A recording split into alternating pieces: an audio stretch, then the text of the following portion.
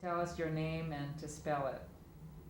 I'm Bill Ginkel, Ginkel. Great.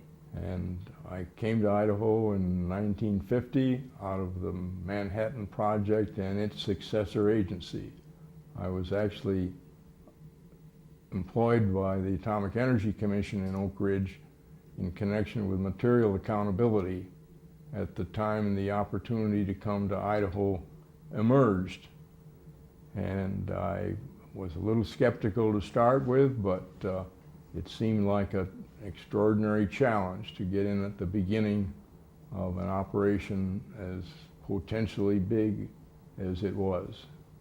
And on my first trip to Idaho Falls, we had driven through there once coming from Yellowstone, but had not seen any extents of the site, for example, or the proposed site. And it was a challenging experience and kind of fun to come to a different area. And I was hesitant at first because my wife was from South Carolina and she was used to anything but the desert. But I took her some pictures of the nice cultivated grounds around here and convinced her to come.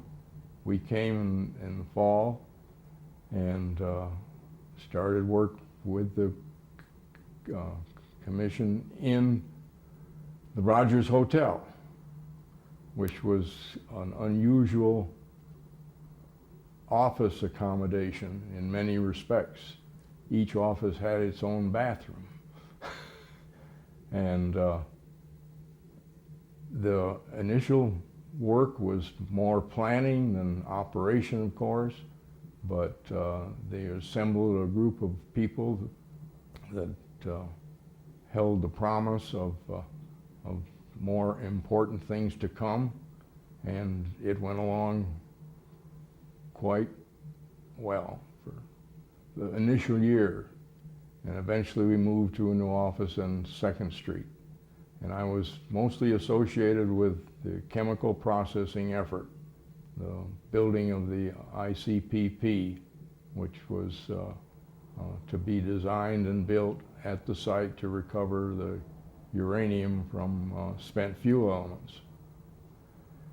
And stayed with that aspect of the operation through multiple changes in program and that, and gradually moved up into lower level management positions and eventually into senior management positions, and beginning in the fall of 1963 I was named manager of the AEC operation out here at the test station. From there on, it was exciting, challenging, complicated, going through multiple contractor changes, which was a new experience because Phillips Petroleum Company had operated the principal site responsibilities, principal site management responsibilities since I had arrived. And for the first time in 1966, the matter of renewal of the contract, and they decided to open it up for bidding and proposals. And at that point, the Aerojet Nuclear Corporation, in conjunction with Allied Chemical for the chem plant, was the selected contractor. And this put all of the people in a new framework of management because Phillips Petroleum, well, many of the people had come from Phillips Petroleum, and they were extremely loyal to that company. And to have a new contractor was a bit disruptive, and it certainly was a change because they're moving from a standard energy company, Phillips Petroleum Company, but bringing in the space orientation of Aerojet. And this was a big change in many respects. And then 6 years later, the contract was again opened, and the Phillips Petroleum Company was no longer a bidder, and the Allied Chemical was no longer involved. And as a result, the normal operation of the contractor was again somewhat impacted, but less so because of the continuity of Aerojet Nuclear Corporation. So. Well, tell us, just going to be going back and forth here in time, but let's go back to 1951. Can you tell us what Idaho Falls was like? Was it a sleepy little agricultural community? Was it, what was your, you gave a sense of things, but. Well, it was a relatively small size Western community. It was, had been heavily agricultural oriented, and very little industry or very little technical activity except for the universities and that. It was a closely knit community, and at the time there was a reaction to bringing in all of what they saw as the problems and confusion and disruption of a major government operation. So it was not welcomed in many respects at the resident level, but at the community leadership level and the state level, they saw the opportunity for breaking into the growing technological framework of the country, and they made strenuous efforts to accommodate the program in many respects. And the builders built housing, office space, and very little difficulty was encountered in introducing the structure and the personnel. And certainly from a personal standpoint, I was made to feel at home, and there was no that kind of reaction to it. And as the program grew, I think the reservations that many of the residents had were minimized or disappeared, and I think that generally the people associated with the project were integrated into all of the aspects of the community: religious, cultural, social, and educational. And I think certainly the influence of and the influx of the level of personnel from a standpoint of technological and scientific background made a good impact on the educational system in the city and eventually in the state. I think it was a plus activity almost from the start.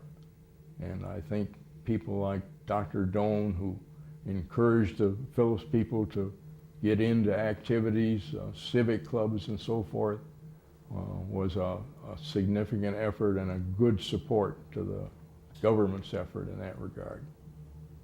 And certainly at the time I was in the management framework, I encouraged that all the way.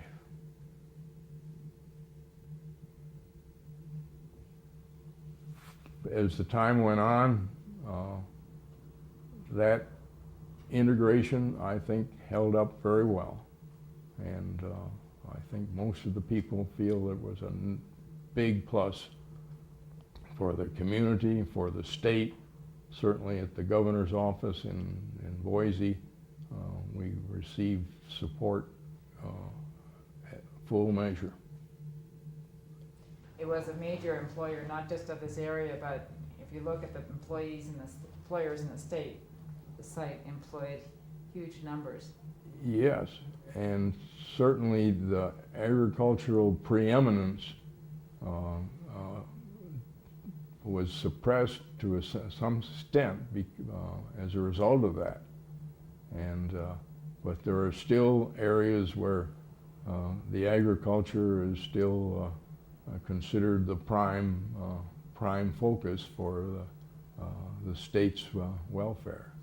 Well, I think there was a lot of new thinking. We were in a new field. We were building things that had never been built before. And I think that you brought in a lot of talent who were energetic, who were young, and who were innovative. And in some cases, the only solution was one you had to dream up. And nobody had done the things that we were doing here before. No one elsewhere in the country or elsewhere in the world. And I think that encouraged that sort of thing, and certainly in recent years, the outlook to turning into the private sector, developments that are being made at the site day in and day out, has led to a lot of the patent and spin-off activities that emerge from the activities of the site. I think that's a fair comment that this was a breeding ground for new ideas, and I think it has intensified as the site's focus has moved from nuclear and reactors into much broader aspects of environment, waste management, and things like that that were not part of the original charter for the test station. And I think that's reflected in the changing of the name of the test station. They felt that that was a constraint and a hamper on the opportunities here, and we're successful in finally getting characterized as a engineering laboratory, and I think now for the future as a national laboratory. Can you talk about the first couple of decades of that of the work that you did and its significance? During the time I was manager, several of the projects were emerging or had just begun, and some of them developed in projects. The plus was the waste calcining facility, which had its first operation, as I remember, just a month after I became manager. And it was a monumental success. While all of the other sites, or most of the other sites, were having problems with the handling of highly radioactive liquid waste, that the bench scale work and the pilot plant work on the waste calciner facility had been pursued and developed on a solid base, and it emerged as an outstanding plus for the site and for, I think, the future of waste processing for other sites as well. The waste calcining facility turned by vaporizing the liquid waste that contained byproducts of the fission process and converted it into essentially looks like detergent that you use in your washing machine. And because the other elements of the fuel elements were aluminum, it lent itself to spraying into a high heated chamber and causing those to convert to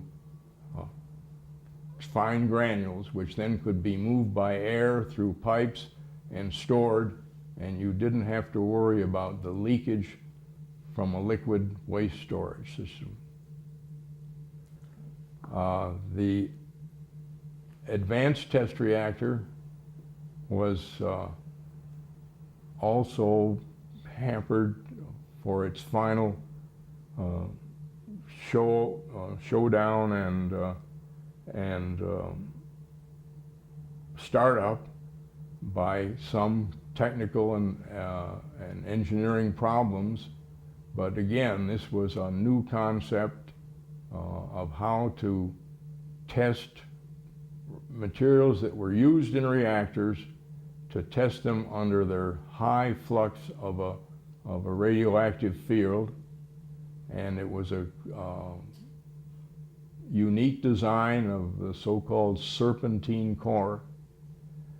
But eventually the problems, which were largely quality assurance and other aspects of engineering performance, were surmounted, and its initial operation surpassed the hopes and expectations, and it has operated over a long period of time with outstanding results. And those are some of the things that took place during my tenure as the manager of the site. The LOFT program which was designed to test what happens when when reactor core loses the benefits of its cooling system, so that the loss of flow of the reactor cooling system was premised to cause a major excursion or a major disruption of the operation of the reactor. And it took a long time to develop that concept, because all the time it was under design and development and even construction, the technology of commercial power plants was moving so fast that it was difficult to develop a proper basis for what was needed to be done for demonstrating that there was no great disruption, disaster from the possible accidents resulting from loss of flow. This highlighted some of the problems of bringing science and research into applications in a very dynamic field, where the scientists in some cases were not attuned to the problems of engineering and major construction of a project that had never been built before. And this represented the conflict between science and engineering, and sometimes compromises had to be made in both areas. But this was a very sensitive time on the test site's growth, because the compromises that had to be developed put a strain on technical people's relations and upon administering the plans and specifications that had to take place. Can you just elaborate on that a little bit? Was it the problem that the scientists didn't feel a deadline, that they wanted to research things more, and Or what were some of the sources of that tension? Well, it revolved around the strong influence.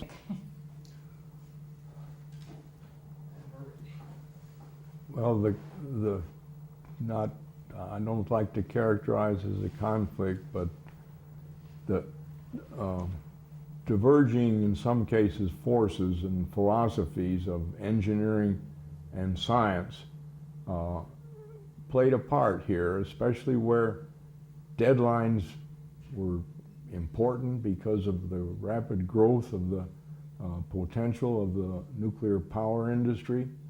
And so that schedules, which aren't always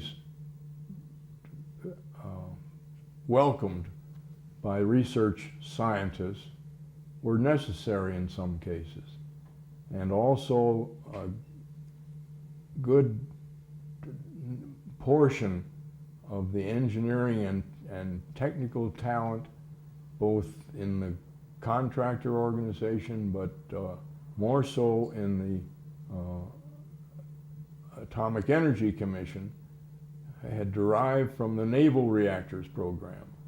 And that is highly engineered, highly quality assured, and the experience there could not be discarded in terms of weighing any compromises between the desire of the research to go forward and to have relative freedom versus the requirements of schedules and projects and budgets, and the orientation that in many cases was engineering and naval reactors oriented.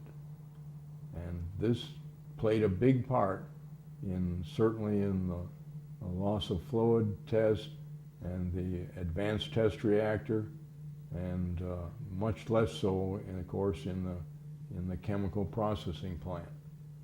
But this was an ongoing matter of concern to management and a concern to the community when schedules were missed and so forth. But the important thing is that the programs went forward and delivered results that were needed and desired and of benefit to the Commission as a whole, but also to the international community, because all this time many of the things like in reactor accident concerns and that were concerned throughout the world where the nuclear power program was going forward. Good, well said. Can you, do you agree, I mean, or could you help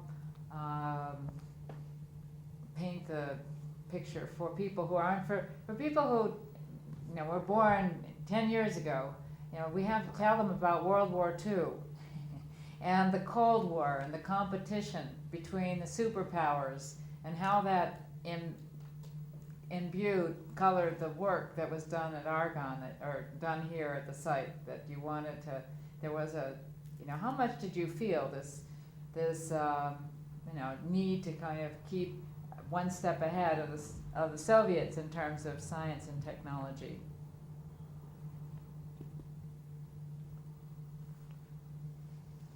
Well, having come from the Manhattan District experience, where schedules and international concerns were preeminent, I sensed that the same sort of feeling in many cases existed at the site. And of course, many of the early managers came directly from the Manhattan District, and they had lived through the experience of achieving a remarkable accomplishment in an unbelievable short time that had worldwide and certainly high national implications. So I think that from the very start, the people out here had an orientation that was related to national defense, to broader aspects beyond just the reactor development program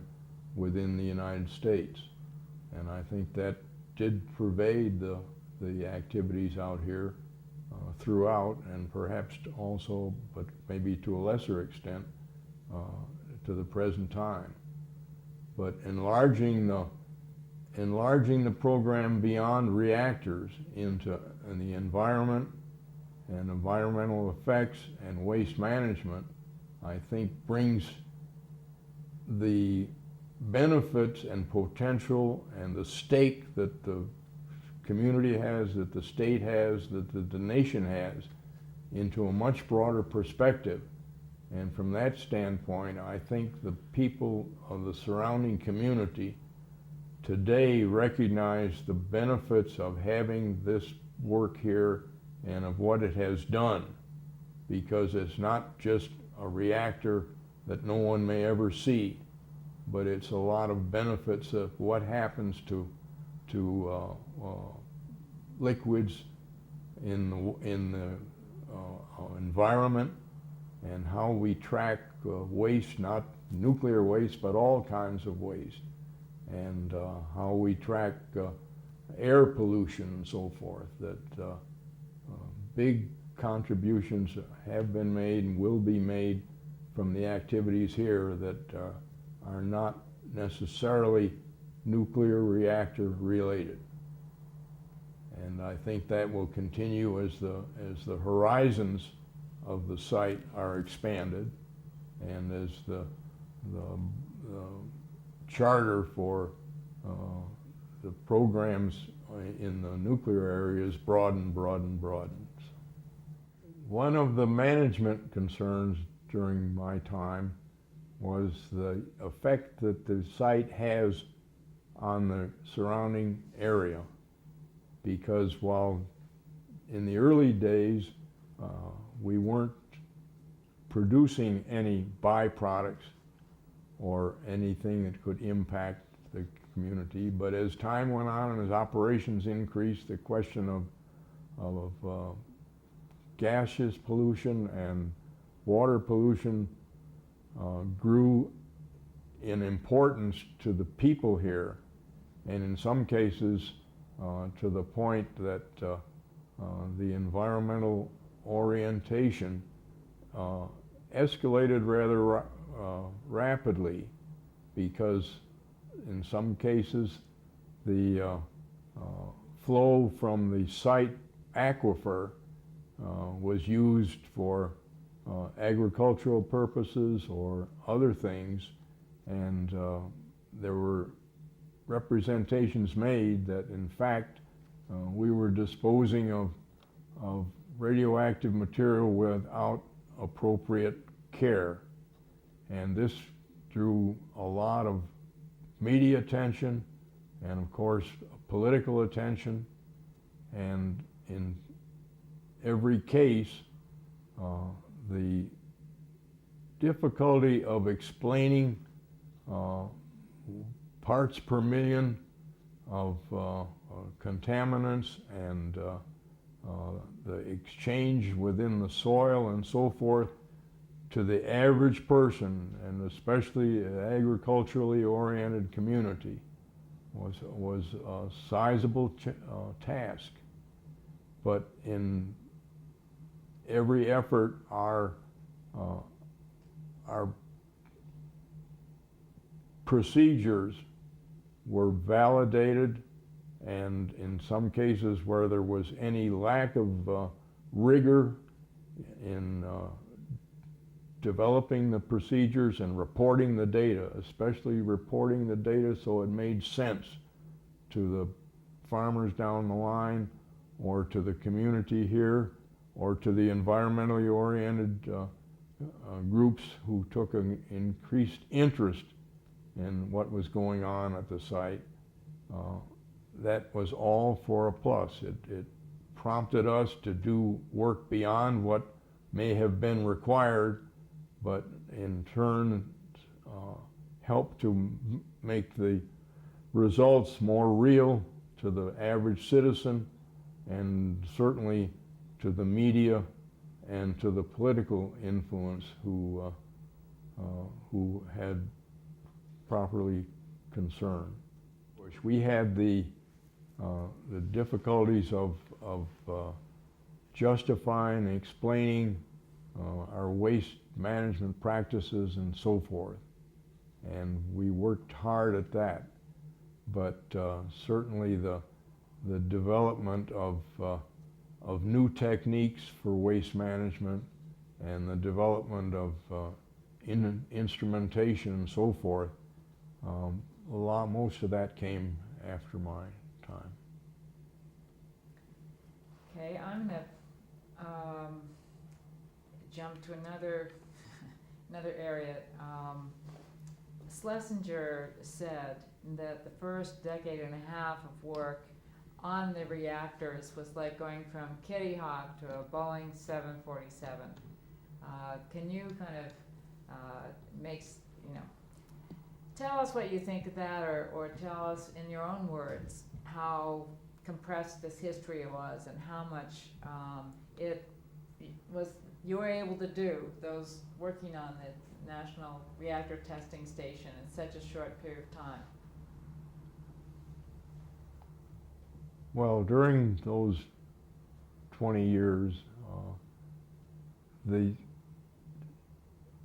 steps forward were in many cases monumental because they had not been tried before. They had not ever been thought of as a major effort that needed to be explored. To do multiple tests of what happens in an unusual accident in a reactor was, no one else had ever done the experimental level and demonstration level of such programs, and this really cleared the way for the nuclear power industry to go forward and to go forward on a firm footing, because there were answers of what if. And not only here, but again, remember that many other countries around the world have a higher percentage of nuclear power as a portion of their electric generation than the United States does. So that these benefits and these answers and these experiments had implications for more countries and higher percentage of nuclear power development in those countries. And I think that those experiments, no one else was doing them, and the people who knew the most about these activities were resident here and had been here for an extended period of time working and building up the organizations and the facilities.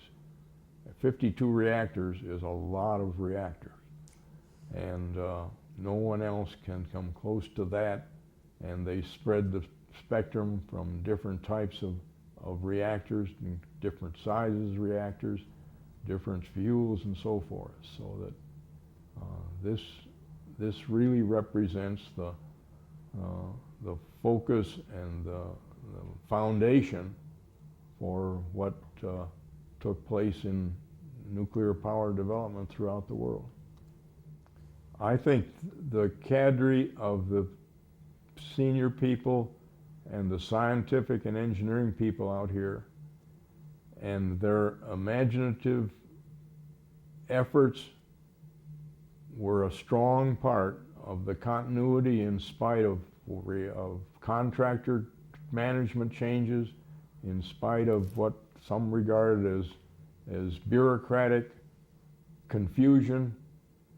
But in spite of that, they kept their eye on the goal, and they worked tirelessly in many cases and over long periods of time to develop and contribute to something that they felt was important to them, was important to the country, and was important to the world because of the promise of nuclear power and what it could bring and its byproducts that would evolve over a period of time.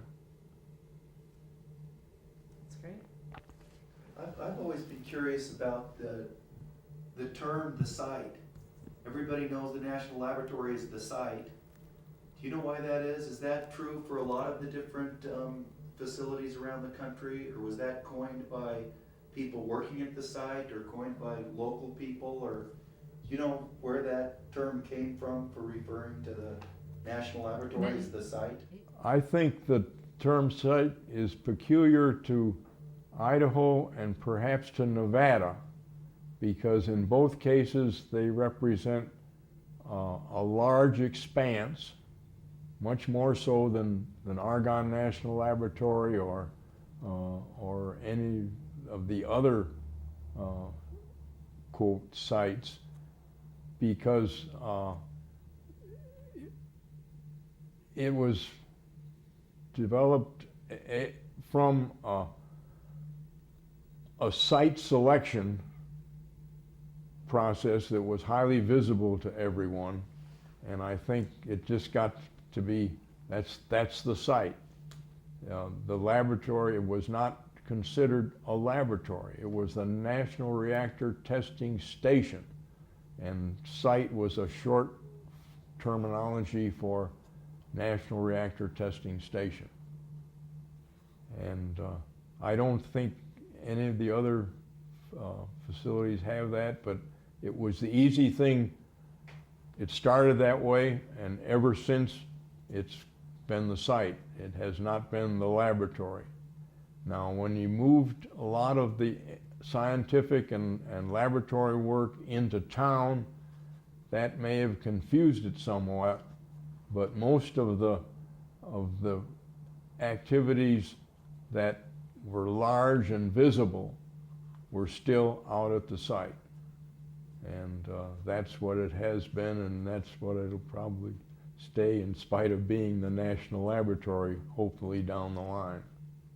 Could you kind of talk about the Manhattan District was, Oh, something like that?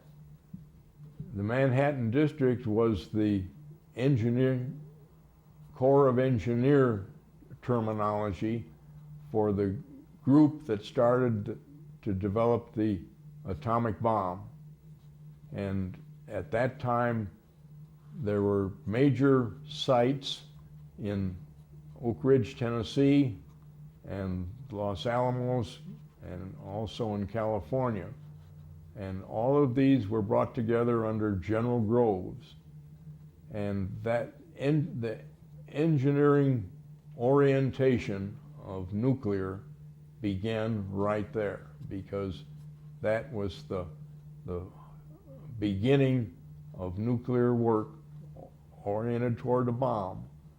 But it was the Manhattan District of the Corps of Engineers. And so the result was that the early managers of the National Reactor Testing Station were former major officers of the Manhattan District. And that's why engineering and some aspects of the work here were more engineering oriented than they were research oriented.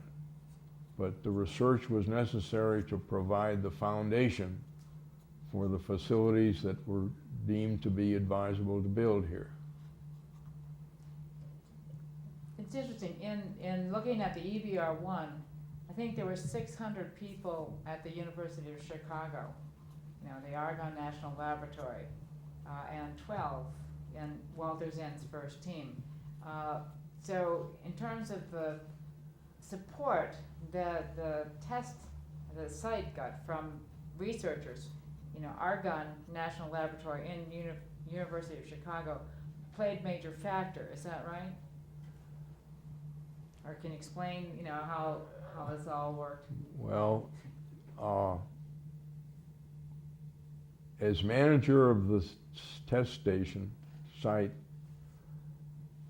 I did not have administrative nor management responsibility for Argonne. that and the Navy facilities were apart. So that I probably shouldn't comment much on that. The Idaho Operations Office of the AEC contracted to build the EBR-1 and saw that it was built, but the design and the budgeting and so forth was all handled outside of the Idaho Operations Office. And the same was true with the Navy. I had nothing to do with the Navy. Well, that's not entirely true, but this was administered differently. Can you tell me what you thought the first time you drove down the main street of Idaho Falls? What did you see? How would you describe it?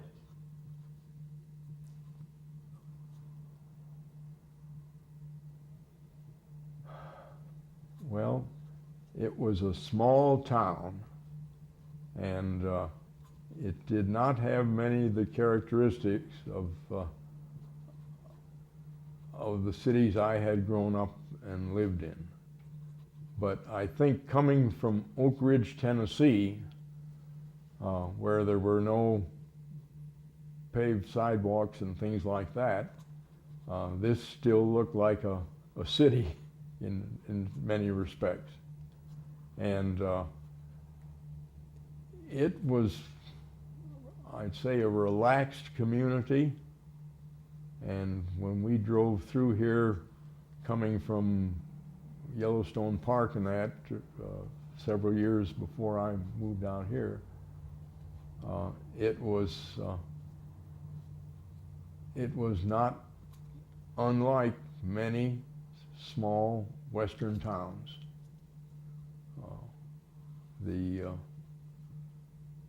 There were no big malls, no big streets, no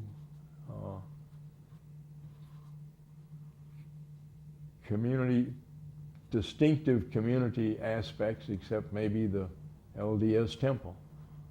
And that was something I had never seen before.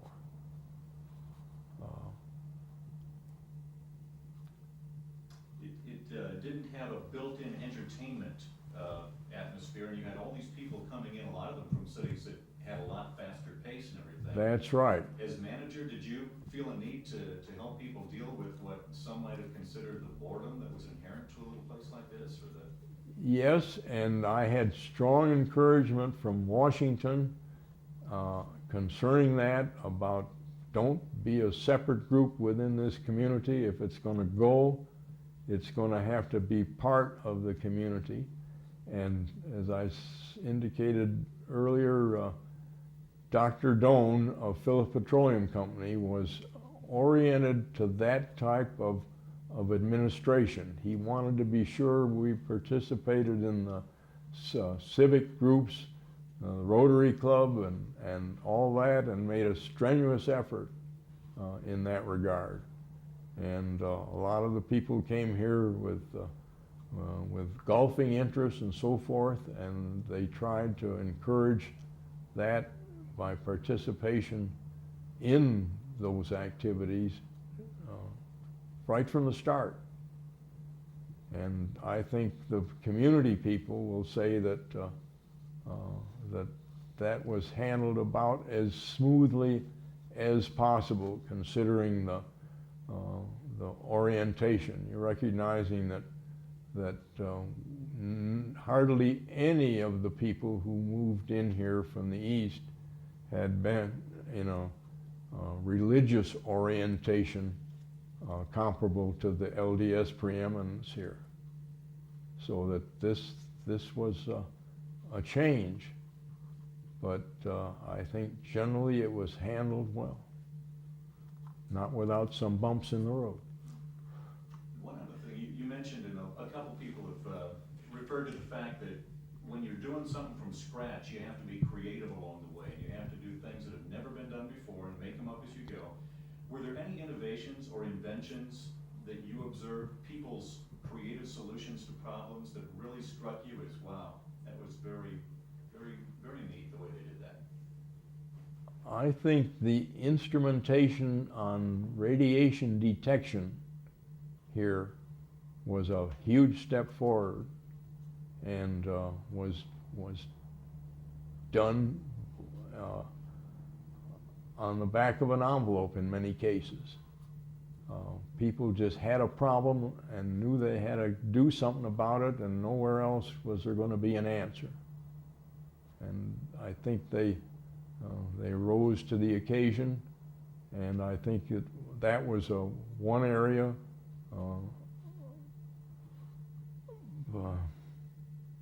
I think instrumentation for reactors was another area that was developed here, and where people were heads of international technical societies emerged from here, from the work they did, because it was new and different.